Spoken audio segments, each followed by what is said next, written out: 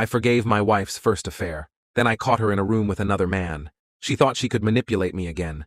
But this time I stayed calm, cut ties, and took control of everything. What followed was chaotic, humiliating, and unbelievably satisfying. Hello, Reddit I+ here. I never thought I'd forgive cheating. That used to be my one non-negotiable. I'm 36 now. My ex is 35. We were married 8 years, built a house together, shared accounts, shared friends, shared plans about kids and growing old somewhere quiet. The first time she cheated, I found out through a message that popped up on her laptop while she was downstairs.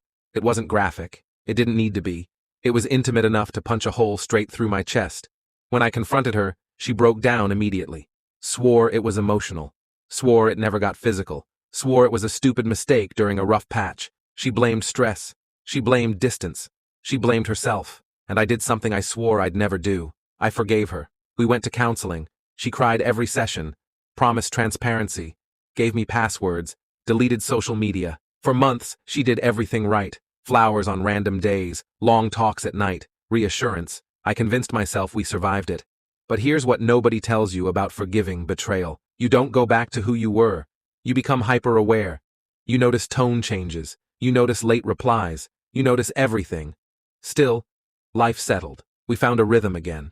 I started breathing normally, until 6 months ago. She began working late again, guarding her phone again, smiling at notifications she wouldn't explain. That familiar cold instinct came back. I didn't want to be paranoid. I didn't want to be that husband. One Friday evening, she told me she was staying at a friend's place after a girls' night. Something about her voice felt rehearsed. I didn't argue. I just drove. Call it weakness. Call it intuition. I knew the apartment complex because she had mentioned helping a coworker move there once. I parked across the street and waited, feeling ridiculous. Then I saw her walk in, with him. They weren't holding hands. They didn't need to be. The body language said enough. Comfortable. Close. Familiar. I sat in my car for 20 minutes arguing with myself. Then I walked in. The door to the unit wasn't locked all the way. I knocked once and pushed it open, and there she was. In a room with another man.